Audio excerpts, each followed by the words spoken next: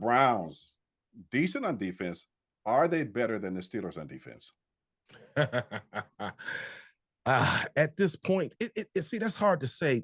You guys play at the same even keel throughout the game, in my personal opinion. The Browns start out like fire, and then in the third, fourth quarter, they tend to fall off. So what I say, statistically, the Browns, yes, I would say statistically, when you guys got TJ Watt, you guys got it's a lot of these things happen as far as the coaching.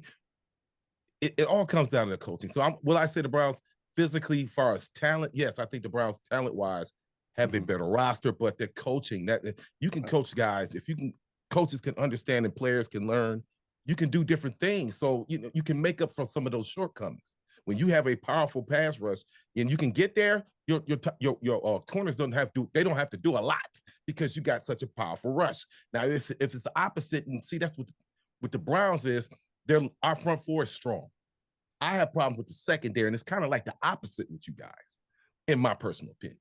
Sir, who on the Browns is a pass rush is better than the Pittsburgh Steelers pass rush? Because I know y'all have a guy that tries to compare himself to Mr. TJ Watt, who's like, Watt is here, and that guy that always wants to compare is like, here. He's great in the pass rush, but we have an all-around player that's not just making pass rushes and sacks. He's making interceptions. He's doing all the things. I want an all-around, well-rounded player, not just somebody who's counting sacks. So I don't know who else there may be on the Browns that I may have missed in my calculations, but I would love for you to share that with us. Oh, you mean that the two-time defensive player of the year when your guy was doing the crybaby? I don't know who you're talking about. I mean, I'm pretty sure that Mr. Garrett just recorded his 5, and he's going to continue, and he's probably going to end up being defensive player of the year again, while Mr. Watt, no disrespect, might start crying again. He cried after the award shows. He's going to cry again. I'm sorry. He's a great guy, great player, great family lineage.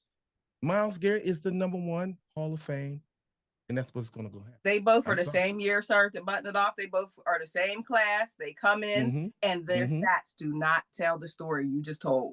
And I don't. Well, I do data, numbers don't lie. Let's get back to Myles Garrett shortly. Anthony, I want to ask you this about the Steelers defense.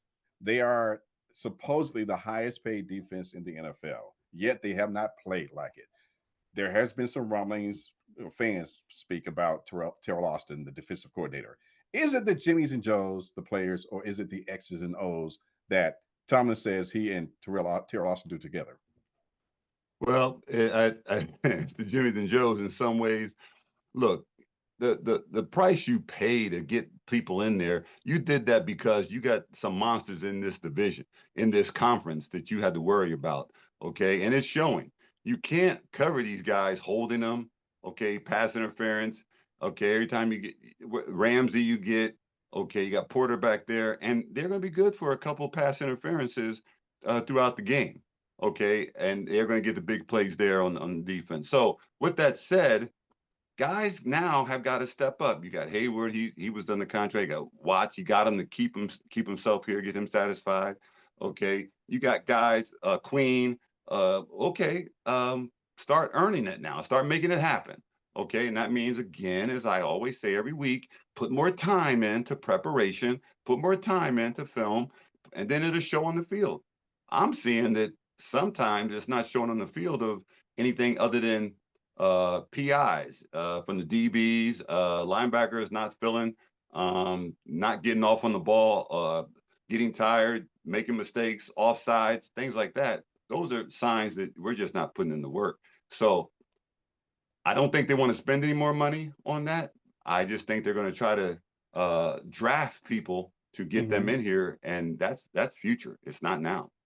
Well, Todd, to be honest, some of them is starting to feel like fat cats. Like, we got all this money and we're not producing for the money that's on the table. Like, for you to be the top paid, like, I expect more output, but I'm gonna go a whole nother direction. I'm ready for Terry Austin to go.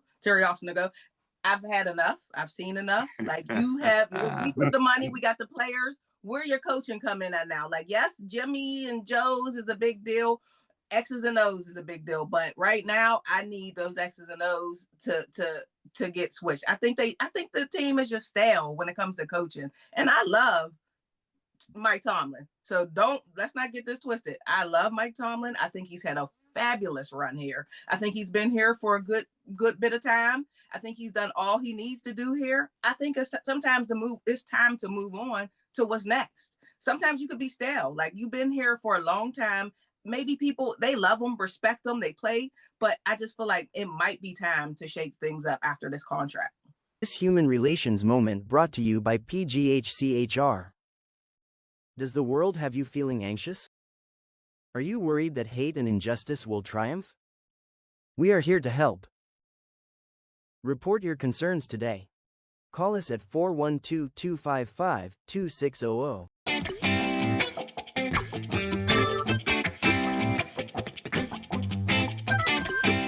There's been a lot of chatter down in Cleveland and other places nearing the trade deadline that Myles Garrett could be on the block. Mr. Deacon, is he tradable? Wow. In your opinion, there's been talk about Myles Garrett. Absolutely not. His contract, nobody's going to take on that contract. He had his opportunity earlier this year. If he wanted to be moved, he can be moved. Right now, his contract, he's going to be here for the majority of this career. He might be here when the dome starts. Mm-hmm. No, he absolutely not. That's not going to happen. The interesting thing about it is he really don't want to be there, because he already kind of made that notice when he was looking to leave, but he took the money and now he's going to stay there miserable. He went for the money. He took the bag and now he got the bag, but it's like, I don't know. I don't feel sorry. I don't feel sorry for him.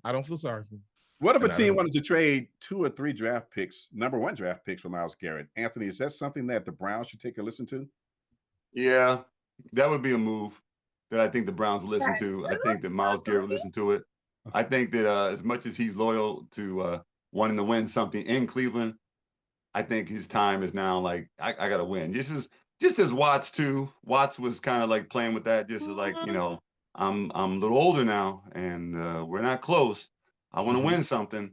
Hey, money's good, but sometimes these players, they just want to win. They just want to win a championship and put that as part of their lineage, their legacy. And they're going to try to just, hang out as long as they can. But after a while, it gets old. So I wouldn't be surprised. And neither of them, are in contention, I think, for defensive player of the year. So, I mean, we could talk about the two, and I think they're definitely both great players, but I don't think either one of them are running away with that this year. Well, I do want to say this, though, in all honesty, Ida. T.J. Watt has not played up to T.J. Watt's standards this year, so I'm not. That's what I just said. Yeah, I just said that he hasn't. But neither has Myles. What did he come up with? I think Myles Garrett is up here right now. Is Myles Garrett up here, and T.J.'s kind of like his? We didn't even know he was in the game when we played him the other week. He had 1 tackle or 2 tackles. We're going Watts is what he did before. Okay, we're going. Football's a game of now. What you did last week, what you did lately. Okay, Watts hasn't done too much lately. No, he hasn't. Neither. That's all we're saying. What I said. Okay. I said neither of them are going. I said it's neither. Is it because he's showing signs of age? I mean, is that the reason that T.J. Watt hasn't been as productive so far early in the season? I don't know. He got a little slower. He's missing a couple steps.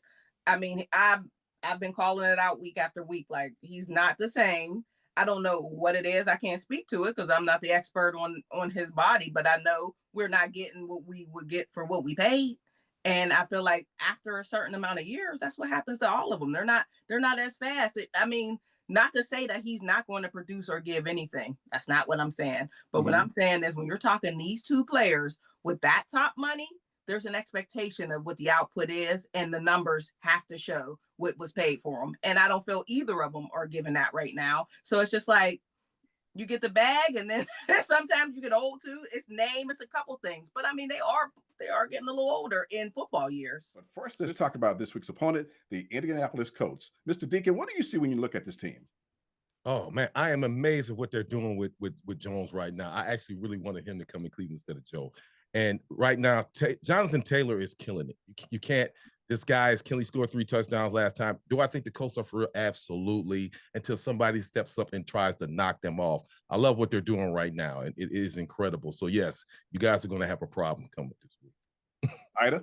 Agreed. Like, I already wanted Jonathan Taylor as one of our options when things weren't working out right over there. So just to see him flourish in the way he is amazing. I mean, you know, it's all about fits. You see these quarterbacks move around. They might not be good here or there, but they find a team and they find their little spot. And I really think he found his spot. I think they're a for real team. I know that that is going to be a challenge for the Pittsburgh Steelers. I know that their fan base is excited.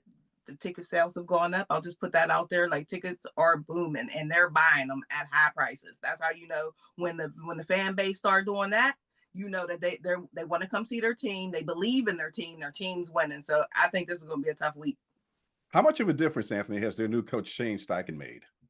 Oh, he can make a considerable difference. You see that in other teams, some of the good teams. So going back to what Ida said, when a team is sort of used to a style of a head coach and he's got that legacy, but when you're infused with that renewed purpose, and that's every day, you feel it. And hey, who would have thought the Colts? I don't know. I just thought they were like a team that people played and see what happens, and never really made them as contenders or anything. And then I just saw like about 2 weeks ago, like, oh man, they only lost like one game. Okay, how are they doing that? Who do they play? Just didn't even look at their schedule. Didn't even. But when you win that many games, you only lost one game in the NFL.